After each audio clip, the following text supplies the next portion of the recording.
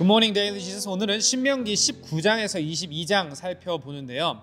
신명기 19장 이후로부터는 이스라엘 백성이 지켜야 할 각종 사회적 규칙에 대해서 이야기를 해줍니다. 신학자들은 율법 가운데 이 부분을 시민법으로 분류하고도 하는데요. 살인, 성, 윤리, 혼인 등에 관한 규정, 이러한 다양한 주제들을 다루고 있습니다. 이렇게 이스라엘 공동체가 구체적으로 실천해야 하는 사항들을 오늘 본문은 저희들에게 가르쳐 줍니다. 하나님의 공동체는 삶의 현장에서 거룩과 순결을 지켜야 합니다. 그리고 이것을 지키기 위해 우리는 노력을 해야 합니다. 그럼 이것이 어떻게 가능해질까요? 우리가 우리의 삶 가운데 우리의 욕심이 아니라 무엇보다 하나님의 말씀을 우선에 두고 그 말씀을 따를 때 가능해집니다. 따라서 이러한 규정은 단순히 법이 아니라 하나님 백성답게 살기 위한 이 사회 속에서 하나님의 사회를 이루기 위한 지침이라고도 볼 수 있습니다. 오늘 본문 다 같이 읽어보도록 하겠습니다. 19장입니다. 주 당신들의 하나님이 당신들에게 주시기로 한 그 땅 거기에 살고 있는 원주민을 주 당신들의 하나님이 멸망시키시고 당신들이 그들을 쫓아내어 그 성읍과 집에서 살게 될 때에 당신들은 주 당신들의 하나님이 당신들에게 차지하라고 주신 땅에서 성읍 셋을 따로 구별하여 놓아야 합니다.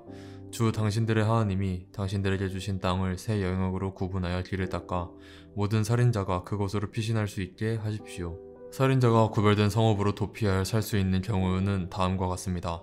일찍이 미워한 일이 없는 이웃을 뜻하지 않게 죽였거나 어떤 사람이 이웃과 함께 나무하러 숲속으로 들어가서 나무를 찍다가 도끼가 자루에서 빠져나가 친구를 쳐서 그가 죽었을 경우에 죽인 그 사람이 그 구별된 세 성읍 가운데 한 곳으로 피신하면 살 수 있습니다. 도피성은 평소에 이웃을 미워한 일이 없는 사람이 실수로 이웃을 죽게 하였을 때에 자기의 생명을 구할 수 있는 곳이므로 그곳까지의 거리가 너무 멀면 피살자의 친척이 복수심에 불타서 살인자를 따라와서 죽일 터이니 거리가 너무 멀어서는 안 됩니다. 내가 새 성읍을 따로 떼어 놓으라고 당신들에게 명령한 이유가 바로 여기에 있습니다. 주 당신들의 하나님이 당신들의 조상에게 맹세하신 대로 당신들 땅의 경계를 넓혀주시고 당신들의 조상에게 약속한 모든 땅을 당신들에게 주실 때에는 또 내가 오늘 당신들에게 명하는 이 모든 명령을 당신들이 성심껏 지키고 주 당신들의 하나님을 사랑하며 그가 가르쳐 주신 길을 잘 따라갈 때에는 이 새 성읍 말고 또 다른 새 성읍을 구별해야 합니다. 그래야 주 당신들의 하나님이 당신들에게 유산으로 주신 땅에서는 죄 없는 사람이 살인죄를 지고 죽는 일이 없도록 하여야 합니다. 그러면 살인죄 때문에 당신들이 책임을 지는 일은 없을 것입니다. 그러나 어떤 사람이 그의 이웃을 미워하여서 해치려고 숨었다가 일어나 이웃을 덮쳐서 그 생명에 치명상을 입혀 죽게 하고 이 여러 성읍 가운데 한 곳으로 피신하면 그가 살던 성읍의 장로들이 사람을 보내어 그를 거기에서 붙잡아다가 복수자의 손에 넘겨주어 죽이게 하여야 합니다. 당신들은 그런 사람에게 동정을 베풀어서는 안 됩니다.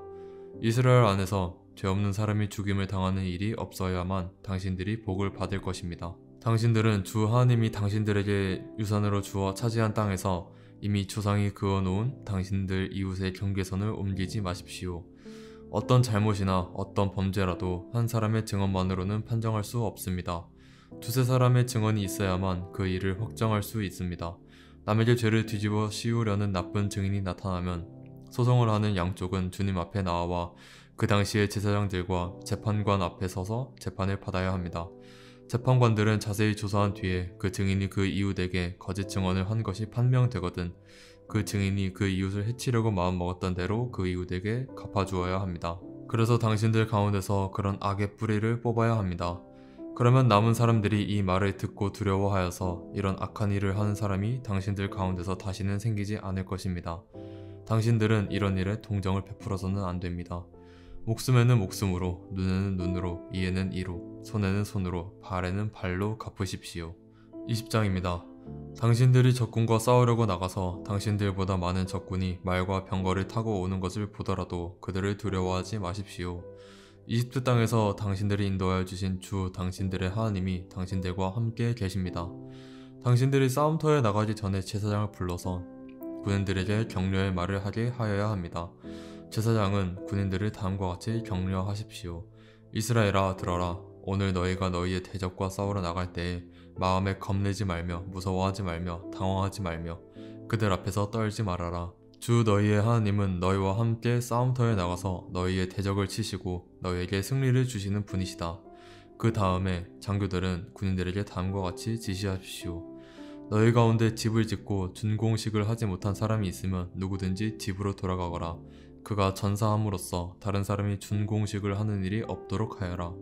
또 포도원을 만들어 놓고 아직 그 열매를 맛보지 못한 사람이 있으면 그런 사람도 누구든지 집으로 돌아가거라.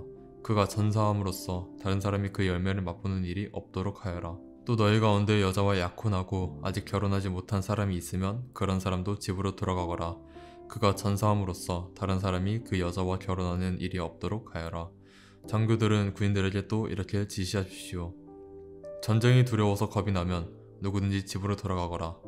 그런 사람이 있으면 다른 형제의 사기만 떨어진다. 장교들이 군인들에게 이런 지시를 다 끝마치면 군인들 위에 지휘자를 임명하십시오. 당신들이 어떤 성읍에 가까이 가서 공격할 때에는 먼저 그 성읍의 평화를 청하십시오. 만일 그 성읍 백성이 평화 제의를 받아들이고 당신들에게 성문을 열거든 그 성 안에 있는 백성을 당신들의 노비로 삼고 당신들을 섬기게 하십시오. 그들이 당신들의 평화 제의를 거부하고 싸우러 나오거든 당신들은 그 성읍을 포위하고 공격하십시오. 주 당신들의 하나님이 그 성읍을 당신들의 손에 넘겨주셨으니 거리에 있는 남자는 모두 칼로 쳐서 죽이십시오. 여자들과 아이들과 가축과 그 밖에 성 안에 있는 모든 것은 전리품으로 가져도 됩니다. 당신들이 당신들의 대적에게서 빼앗은 것은 주 당신들의 하나님이 당신들에게 주신 것이니 당신들의 마음대로 먹고 쓸 수가 있습니다. 당신들의 주변 민족들의 성읍에 딸리지 아니한 당신들로부터 먼 거리에 있는 성읍들에도 이렇게 하여야 합니다. 그러나 주 당신들의 하나님이 당신들에게 유산으로 주신 땅에 있는 성읍을 점령하였을 때에는 숨쉬는 것은 하나도 살려두면 안됩니다. 곧 햇사람과 아모리 사람과 가나안 사람과 브리스 사람과 히위 사람과 여부스 사람은 주 당신들의 하나님이 당신들에게 명하신 대로 전멸시켜야 합니다. 그렇지 않으면 그들이 그들의 신을 섬기는 온갖 역겨운 일을 당신들에게 가르쳐서 당신들이 주 당신들의 하나님께 죄를 짓게 할 것입니다. 당신들이 한 성읍을 점령하려고 둘러싸서 공격하는데 오랜 기간이 걸리더라도 거기에 있는 과일 나무를 도끼로 마구 찍어서는 안됩니다. 과일은 따서 먹도록 하십시오. 그러나 나무를 찍어버리지는 마십시오. 들에 있는 나무가 원수라도 된단 말입니까? 어찌 그 나무들을 포위하겠습니까? 다만 먹을 열매를 맺지 못하는 나무는 당신들이 알고 있으니 그런 나무는 찍어도 좋습니다. 당신들은 그런 나무를 찍어서 당신들과 싸우는 성읍을 점령할 때까지 성읍을 포위하는 데 필요한 장비들을 만들어서 쓰도록 하십시오. 21장입니다. 주 당신들의 하나님이 당신들에게 주셔서 차지하게 하시는 땅에서 누구에게 살해되었는지 알 수 없는 사람의 주검이 들에서 발견될 때에는 장로들과 재판관들이 현장에 나가서 그 주검 주위에 있는 성읍들에 이르는 거리를 재십시오. 그 주검에서 가장 가까운 성읍이 있을 터이니 그 성읍의 장로들은 아직 멍에를 메고 일한 적이 없는 암송아지 한 마리를 끌고 와서 무리를 흐르는 골짜기, 갈지도 심지도 않는 골짜기로 그 암송아지를 끌고 내려가 물가에서 암송아지의 목을 꺾어서 죽이십시오. 그때 레위 자손 제사장들도 그곳으로 나와야 합니다. 그들은 주 당신들의 하나님이 선택하셔서 주님을 섬기며 주님의 이름으로 축복하는 직책을 맡은 사람으로서 모든 소송과 분쟁을 판결할 것입니다. 이때 피살자의 주검이 발견된 곳에서 가장 가까운 성읍의 장로들은 물가에서 목이 꺾인 암송아지 위에 냇물로 손을 씻고 아래와 같이 증언하십시오. 우리는 이 사람을 죽이지 않았고 이 사람이 살해되는 현장을 목격하지도 못하였습니다. 주님께서 속량하여 주신 주님의 백성 이스라엘의 죄를 사하여 주시고 주님의 백성 이스라엘 사람에게 무죄한 사람을 죽인 살인죄를 지우지 말아 주십시오. 이렇게 하면 그들은 살인의 책임을 벗게 됩니다. 이렇게 해서 당신들은 당신들에게 지워진 살인의 책임을 벗으십시오. 이렇게 하는 것은 주님께서 보시기에 옳은 일입니다. 당신들이 적군과 싸울 때에 주 당신들의 하나님이 적군을 당신들의 손에 넘겨주셔서 당신들이 그들을 사로잡았을 때에 그 포로들 가운데서 마음에 드는 아리따운 여자가 있으면 그를 아내로 삼아도 됩니다. 그 여자를 아내로 삼을 남자는 그 여자를 자기 집으로 데리고 가서 그 머리를 밀고 손톱을 깎고 잡혀올 때 입었던 포로의 옷을 벗게 하여야 합니다. 그리고 한 달 동안 집에 안에 있으면서 자기의 부모를 생각하면서 애곡하게 하여야 합니다. 그런 다음에라야 동침할 수 있습니다. 이렇게 하여 부부가 됩니다. 그 뒤에 그 여자가 더 이상 남편의 마음에 들지 않으면 그 여자의 마음대로 가게 하여야 하며 돈을 받고 팔아서는 안 됩니다. 남편이 그 역자를 욕보였으므로 종으로 팔아서는 안 됩니다.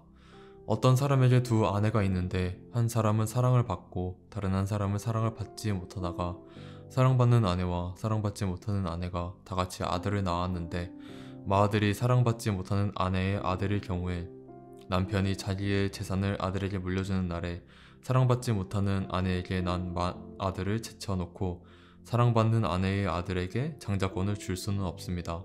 반드시 사랑받지 못하는 아내의 아들을 맏아들로 인정하고 자기의 모든 재산에서 두 몫을 그에게 주어야 합니다.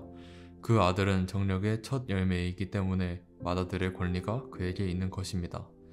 어떤 사람에게 아버지의 말이나 어머니의 말을 전혀 듣지 않고 반항만 하며 고집이 세어서 아무리 타일러도 듣지 않는 아들이 있거든 그 부모는 그 아들을 붙잡아 그 성읍의 장로들이 있는 성문 위에 회관으로 데리고 가서 그 성읍의 장로들에게 우리의 아들이 반항만 하고 고집이 세어서 우리의 말을 전혀 듣지 않습니다. 방탕한 데다가 술만 마십니다 하고 호소하십시오.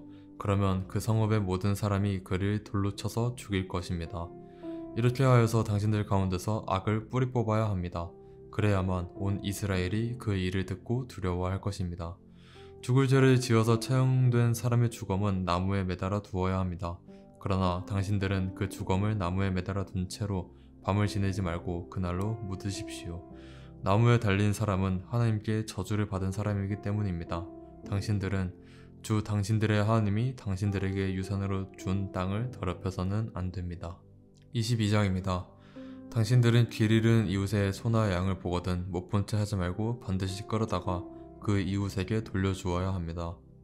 또 당신들은 그 이웃이 가까이에 있지 않거나 누구인지 알지 못한다 해도 그 짐승을 당신들의 집에 끌어다 두었다가 그 주인이 찾을 때에 돌려주어야 합니다. 나귀도 그렇게 하고 옷도 그렇게 하십시오. 그 밖에도 이웃이 잃은 것이 무엇이든지 당신들이 발견하거든 그렇게 하고 못 본 채 하지 마십시오. 이웃의 나귀나 소가 길에 쓰러져 있는 것을 보거든 못 본 채 하지 마십시오. 당신들은 반드시 그 이웃을 도와 그것을 일으켜 주어야 합니다. 여자는 남자의 옷을 입지 말고 남자는 여자의 옷을 입지 마십시오. 주 당신들의 하나님은 이렇게 하는 사람을 싫어하십니다. 당신들은 길을 가다가 어떤 나무에서나 땅에서 어미새가 새끼나 알을 품고 있는 것을 만나거든 새끼를 품은 어미를 잡지 마십시오. 어미새는 반드시 날려보내야 합니다. 그 새끼는 잡아도 됩니다. 그래야만 당신들이 복을 받고 오래 살 것입니다. 당신들은 집을 새로 지을 때 지붕의 난간을 만들어야 합니다. 그렇게 하면 사람이 떨어져도 그 살인죄를 당신들 집에 지우지 않을 것입니다. 당신들은 포도나무 사이사이에 다른 씨를 뿌리지 마십시오. 그렇게 하면 씨를 뿌려서 거둔 곡식도 포도도 성물이 되어 먹지 못합니다. 당신들은 소와 나귀에게 한 멍에를 메워 밭을 갈지 마십시오. 당신들은 양털과 무명실을 함께 섞어서 짠 옷을 입지 마십시오. 당신들은 당신들이 입은 겉옷 자락 내 귀퉁이에 술을 달아야 합니다. 어떤 남자가 여자를 아내로 맞아 동침한 뒤에 그 여자가 미워져서 이 여자를 아내로 맞아 가까이 하여 보았더니 처녀가 아니었다 하고 비방하며 누명을 씌워 소문을 퍼뜨렸을 때에 그 여자의 부모는 그 여자가 처녀임을 증명하는 증거물을 가지고 성문 위에 회관에 있는 그 성읍의 장로들에게 가십시오. 그 여자의 아버지는 장로들에게 이렇게 말하여야 합니다. 내 딸을 이 사람에게 아내로 주었더니 그가 내 딸을 미워하며 내 딸이 처녀가 아니었다고 비방하였습니다. 그러나 이것이 내 딸의 처녀임을 증명하는 표입니다. 그리고 그 성읍의 장로들 앞에 그 자리옷을 펴 보이십시오. 그러면 그 성읍의 장로들은 그 남자를 붙잡아 때린 뒤에 이스라엘 처녀에게 누명을 씌운 대가로 그 남자에게서 벌금으로 은 100세겔을 받아서 그 여자의 아버지에게 주십시오. 그 여자는 계속하여 그의 아내가 되고 그는 평생 그 여자를 내보낼 수 없습니다. 그의 주장이 참되어서 그 여자가 처녀임이 증명되지 않거든 그 여자를 그 아버지의 집문 앞에 끌어내고 그 성읍의 사람들은 그 여자를 돌로 쳐서 죽이십시오. 그 여자가 자기 아버지 집에 있을 때에 음행을 하여 이스라엘 안에서 수치스러운 일을 하였기 때문입니다. 그러므로 당신들은 당신들 가운데서 이런 악의 뿌리를 뽑아야 합니다. 어떤 남자가 남의 아내와 정을 통하다가 들켰을 때에는 정을 통한 남자와 여자를 다 죽여서 이스라엘에서 이런 악의 뿌리를 뽑아야 합니다. 한 남자와 약혼한 처녀를 다른 남자가 성 안에서 만나서 정을 통하였을 경우에 두 사람을 다 성문 밖으로 끌어다 놓고 돌로 쳐서 죽여야 합니다. 그 처녀는 성 안에 있으면서도 소리를 지르지 않았기 때문이요. 그 남자는 이웃의 아내를 범하였기 때문입니다. 그리하여 당신들은 당신들 가운데서 이런 악의 뿌리를 뽑아야 합니다. 어떤 남자와 약혼한 처녀를 다른 남자가 들에서 만나서 욕을 보였을 때에는 욕을 보인 그 남자만 죽이십시오. 그 처녀에게는 아무 벌도 주지 마십시오. 그 여자에게는 죽일 만한 죄가 없습니다. 욕을 보인 남자의 경우는 사람이 이웃을 해치려고 일어나 그 이웃을 살해한 것이나 마찬가지입니다. 그 처녀는 들에서 그 남자를 만났으므로 약혼한 그 처녀가 소리를 질러도 구하여 줄 사람이 없었을 것입니다. 어떤 남자가 약혼하지 않은 처녀에게 욕을 보이다가 두 사람이 다 붙잡혔을 때에는 그 남자는 그 처녀의 아버지에게 은 50세겔을 지불해야 합니다. 그리고 그 여자에게 욕을 보인 대가로 그 여자는 그의 아내가 되고 그는 평생 동안 그 여자와 이혼할 수 없습니다. 아무도 자기 아버지의 아내를 취하지 못하며 그 어느 누구도 아버지의 아내와 동침하지 못합니다.